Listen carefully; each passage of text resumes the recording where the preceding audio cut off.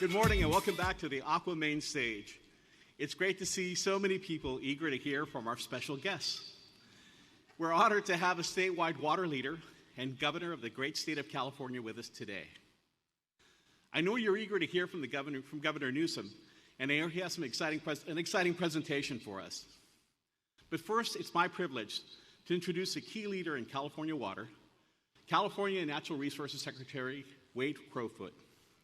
Secretary Crowfoot has served since 2019 and advises Governor Gavin Newsom as a member of his cabinet.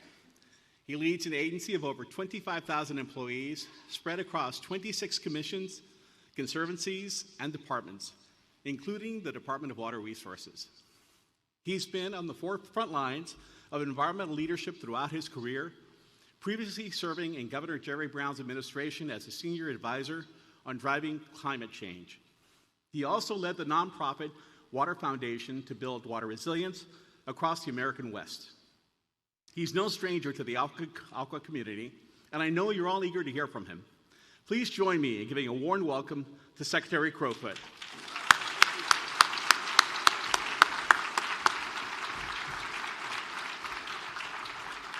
It is wonderful to be with you all again. And incredible to just see how big and diverse and important Aqua remains. You know, as I was thinking about this moment in time walking over here today, I reflected on being on a similar stage just under 8 years ago. It was Aqua's winter meeting in Southern California. Gavin Newsom had just been elected governor, but had not yet taken office. And in those couple of days, I remember the key question that many of you and many of our colleagues were asking is, would the new governor lean in on water? Would he actually prioritize a complicated, conflict-ridden topic, given all of his priorities and all that was challenging the state? The good news is he answered that question quite quickly. In his first State of the State, in his second month, he leaned in and confronted one of the largest challenges we have on California water, modernizing the backbone of our systems, the California State Water Project. He also leaned in and confronted and took on, in that first State of the State, the biggest vulnerability of the backbone system, which is, of course, the Delta. Weeks later, he directed through executive order agencies like the one I lead to come together with you and so many other important partners and do something we had never done in California. Build a comprehensive yet detailed roadmap that we can hold ourselves accountable to meet, which was, of course, the water resilience portfolio. And there began 8 years of a journey, a partnership, of progress, of forward action. So as we round third base and charge home, and I can tell you there's a lot more work that we're focused on getting done this year, it is a moment to reflect on the last 8 years. And true to form, Gavin Newsom was not going to farm that out or delegate that. And he wanted to be here with you today to give his perspective, share his perspective on this journey that we've been on together. So please join me in welcoming Governor Newsom.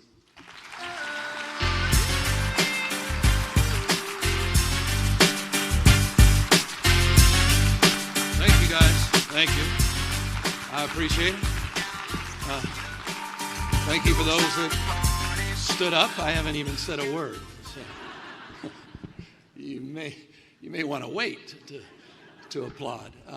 It's an honor to be with all of you, and I just want to thank and welcome you all back. Many of you that have been here for many, many years, as Wade was reflecting on his journey going back 8 years. I want to briefly do my best to sort of paint a picture of the journey that we've been on together over the course of the last 7.5 years as well.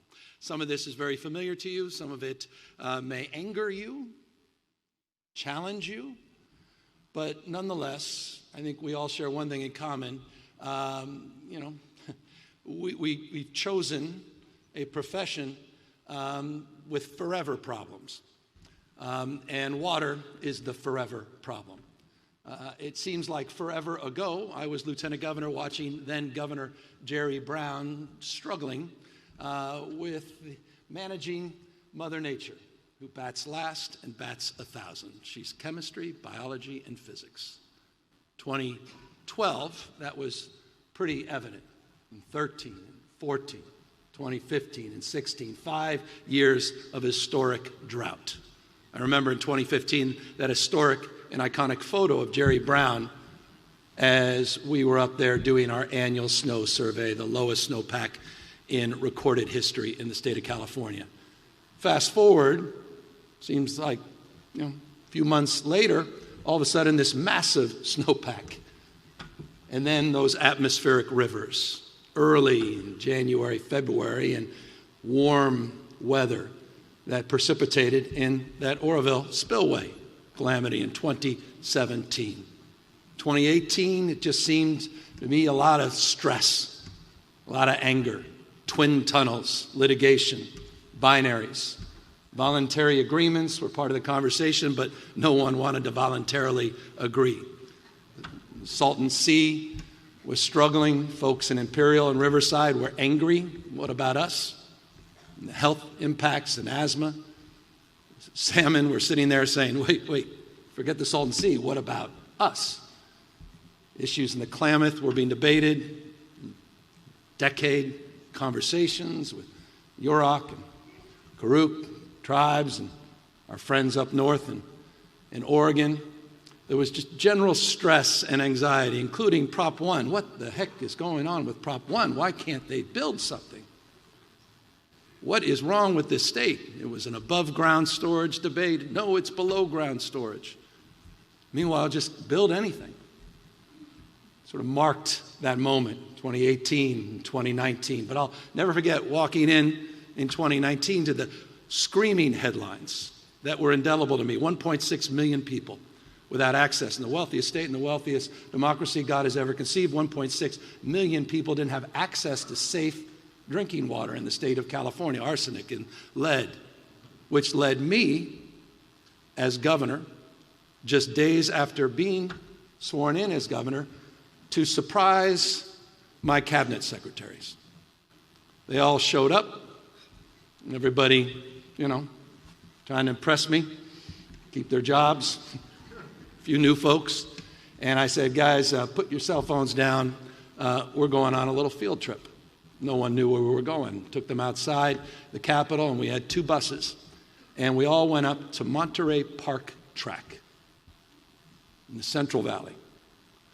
And we visited a school, and we visited members of the community without access to safe, clean drinking water. They lamented that they were spending more money on water they could not consume or even bathe in than the folks in Beverly Hills. And it marked a moment again of consciousness, accountability, and responsibility to do something. We signed shortly thereafter an executive order, what ultimately led to a Safe, Clean Drinking Act that generates $130 million a year to address that issue. But we were in the process of trying to solve problems. Not an indictment of Brown, quite the contrary. He was trying to balance all of these things and try to advance many of these causes, including Sigma, which I'm hardly naive to where we were at the time in 2019, 2020. Fast forward a few months later, after our trip up in Monterey Park Track, it seemed pretty evident that we weren't tracking our water policy with the kind of specificity and detail and the science and monitoring that it deserved. And so we put out another executive order, this time saying it's time to put together a water portfolio. About 14, 15 months later, in 2020, that water portfolio was published just before COVID. Had 142 action items, so many of them familiar to so many of you, around groundwater and recycling, issues related to storage. And we highlighted Salton Sea. We highlighted Klamath. We highlighted the need for a salmon strategy. We highlighted the need to address conveyance. We highlighted the need to address permitting and streamlining in that report. 2020. As we navigated through the headwinds of stress and anxiety and doubt, recrimination, we continue to work our way through a lot of those priorities in as transparent way as we possibly could into 2021.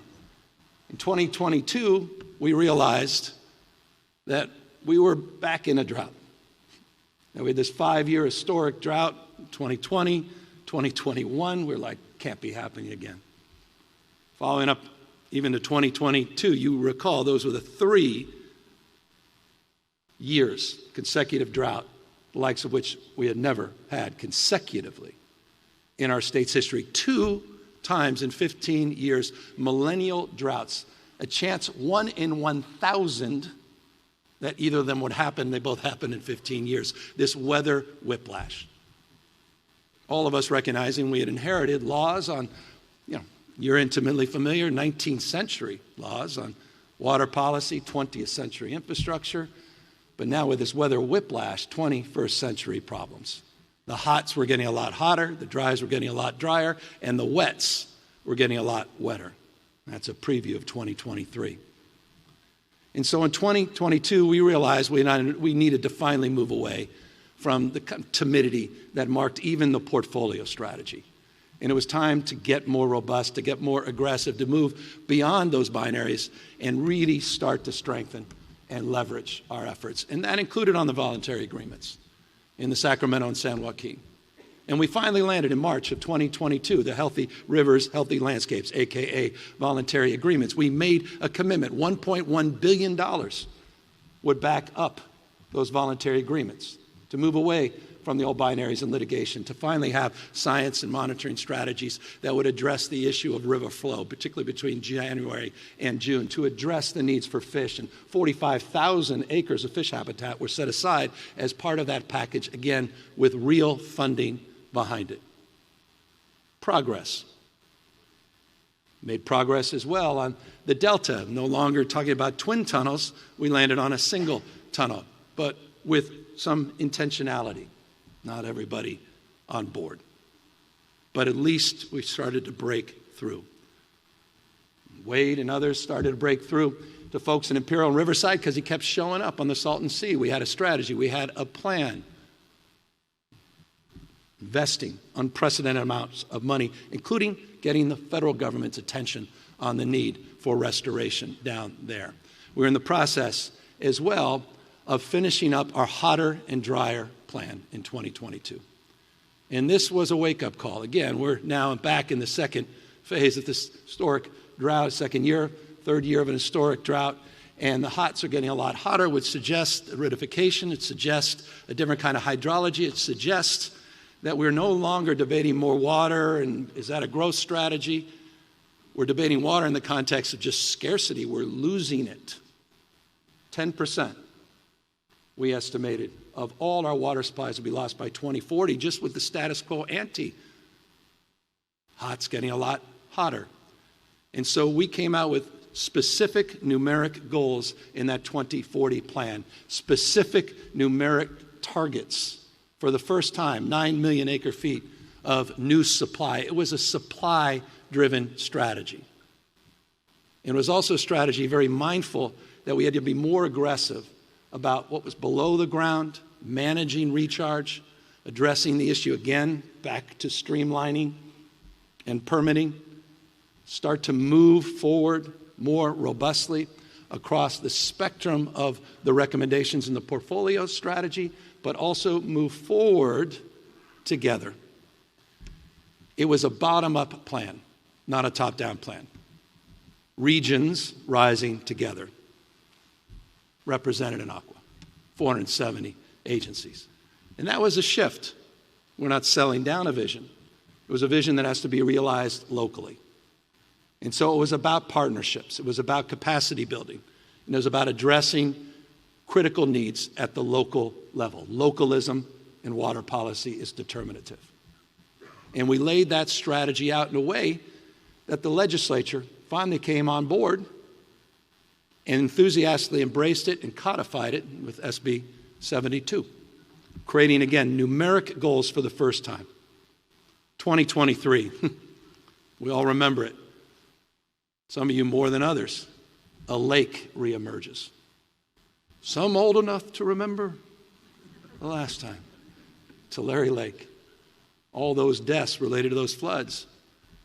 31 atmospheric rivers. 3-year historic consecutive drought broken by 3 weeks. 31 atmospheric rivers. I remember it like yesterday, sitting in the Office of Emergency Service going, what the hell is going on? Working in partnership with our federal folks, NOAA and others, forecasting, pre-positioning. I'll get to that later. Partnership. Open hand, not a closed fist with the Biden administration. 2023. Whiplash. Weather whiplash. Extreme, the likes of which are now, as we said, the new normal. So 2023 also then marked a much more aggressive consciousness that, all right, we're done talking about sites. We have to have our sight on real permitting reform. And we finally got historic permitting reform done through the legislature as it relates to CEQA litigation and getting 270-day cap on that judicial review. We finally got serious about the Delta conveyance, and we finally got that EIR done. We finally got the $200 million agreed to and set aside on the community benefits if and when we move forward with construction. We finally got the incidental take permit done. We finally were moving forward aggressively, including, by the way, thank you, Met, that met the moment and stepped up with $141 million that year in 2023 to help with the permitting and planning to finally get this project moving, if for no other reason, a recognition that it's a climate adaptation project. And it's on all of our watch when, not if, that earthquake happens. And we see what happens to those levees. And we see what happens, not just the folks, 27 million of us. They're not all down in Southern California. They're also in Silicon Valley. That will be relying on us doing something about it. And 2023 marked that moment of consciousness, by the way, including San Luis Reservoir, the 130,000 acre feet that we're trying to do on the seismic project there, and was proud to be back east with many of you in the room when we landed that deal finally. And I congratulate everybody on their hard work. 2024 marked moments of milestone, 10 years of Sigma, 1,500 projects complete, $1.1 billion, $1.05 billion invested, about 3 million acre feet of storage. Finally, Sigma with a little more teeth. Stubborn, but a little more teeth. Executive orders on groundwater recharge, on managing recharge. We're finally moving forward in that space, making real the commitments we made and codified in SB 72 and that 2040 plan. Milestones included in 2024, 140 new systems that were upgraded and consolidated in our safe water plan. 300 that came into compliance. All part of that safer plan, which, by the way, we've invested $1.8 billion in.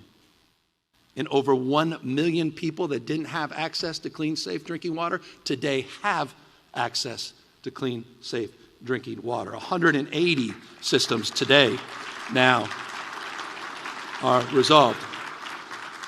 I'm not saying that to impress you, but to impress upon you real progress, a lot more work to be done. 2024, a year of milestones, including, by the way, that moment that changed history, where ancestral lands were finally brought back, up there at the Klamath.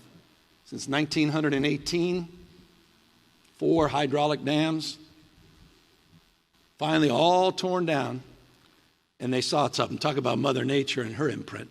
Talk about her batting last and batting 1,000. Saw all those Chinook salmon within hours.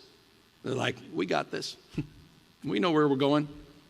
The largest river restoration in U.S. history. Point of deep pride. And it happened. It all happened between 2020 and 2024. By the way, on time and under budget. That's for the one press person that's here. On time and under budget. 2025. I brought a slide. I thought I brought a slide. It all ended right here. 2025. I didn't know it was so simple. I found this spigot, and I opened it up. Thank you very much. Good night. Well, that didn't happen, but apparently Trump 2.0 happened. I know I'm offending some of you, maybe a lot of you, but I've been kind of offended by their assessment of your hard work and the facts on the ground, because there is some suggestion that this was the way we solve all the problems. There was some imaginary, still is around. I spent 90 minutes with him in the Oval Office, literally talking about this. I should have brought the slide. But 2025 and 2026 have marked a different relationship, you know? And what it really looks like is this. You know, I revere, and a lot of you work for the Bureau of Reclamation. I appreciate, I talked about the partnerships with NOAA, you know, truth and trust, objective facts. A lot of good people are no longer working. You know, we're shutting things down at a time when we need to be stepping things up, you know. And I don't mean to malign, and this is not an individual thing, but here are the new water czars in California. They were introduced to us. You know, I don't need to be crass, but you know, they may have, you know, I don't know, graduated from Hustlers University or something, you know, the manosphere. But this is serious business. And most of 2025 was marked by this. If you recall, we can talk about records of decision. We can talk about BIOPS, get in all those things, back and forth. Again, I went back and forth to Washington, D.C., meeting with the president personally on this. Behind the Resolute desk, as he's showing me photos, showing me this map, which, by the way, does not include water going to Southern California. And I was reminding him that his own map doesn't even show that it's possible. I'm done with the politics. But it marks so much of where we are in 2025. So let me talk just very briefly and close up.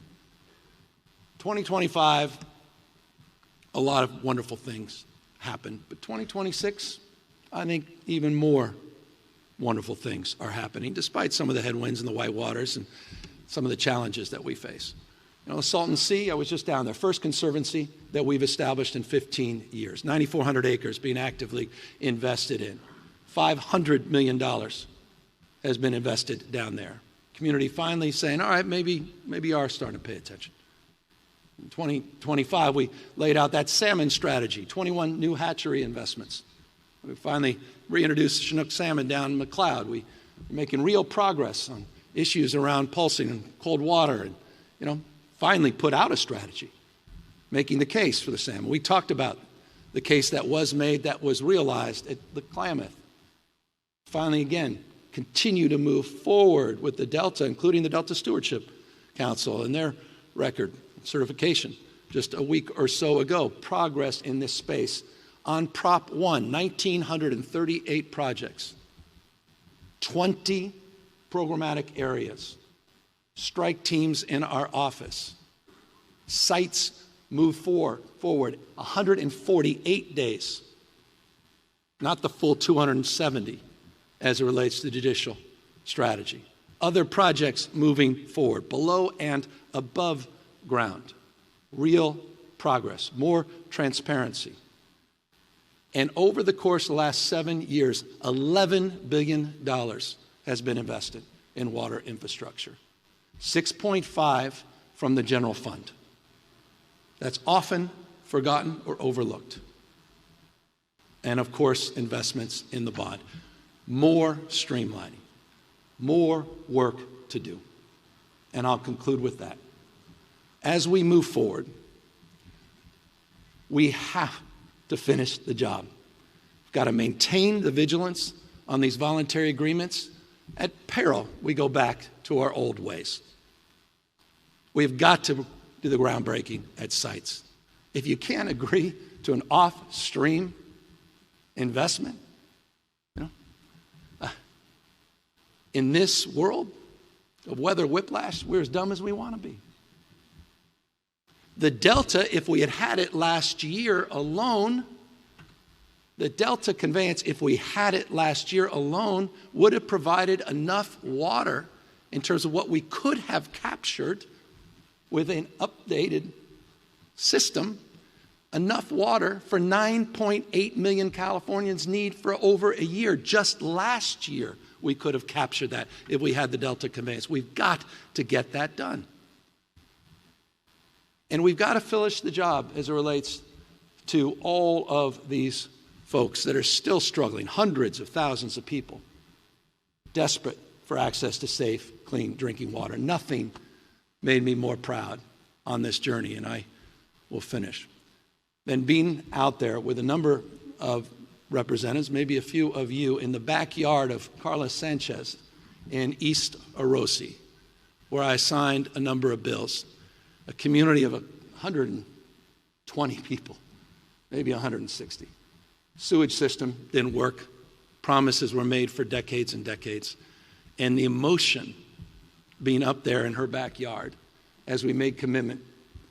And just a week or two ago on Earth Day, they finally broke ground on a water system that will connect all the households in that community. That's following through on our commitments. And that's the baton that will be passed, yes, to the next legislature, certainly the next governor. But that's the weight all of you continue to carry. And so this is a long way of just saying what I could have said. Thank you. Thank you for your stewardship. Thank you for faith and devotion to this cause that can be frustrating, as we began with. Thank you for your collaborative spirit that defines this organization. Thank you for your wisdom, particularly in appointing Carla Namath as your new director. You have chosen wisely. I'm just saying. I don't think that. I know that. You have chosen wisely. Thank you to Wade Crowfoot and the Natural Resources team for their tenacity. Thank you to the legislature for stepping up over the last many years, particularly on the streamlining and permitting. Got to accelerate that work.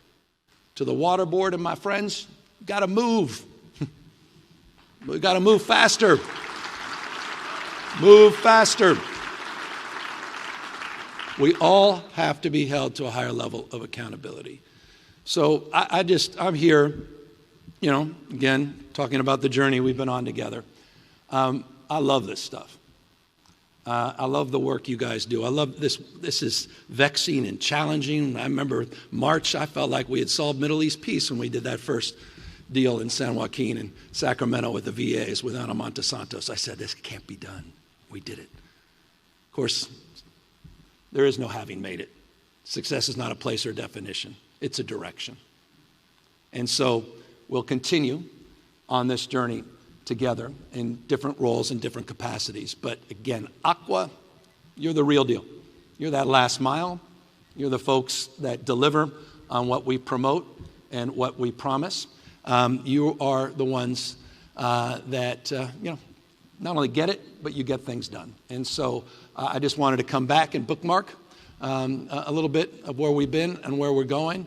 And not only as I end, thank you again for what you've done, but more importantly, I thank you for all of the extraordinary work yet to be done that I have all the faith and confidence that you will accomplish together. Thank you guys very, very much. Thank you.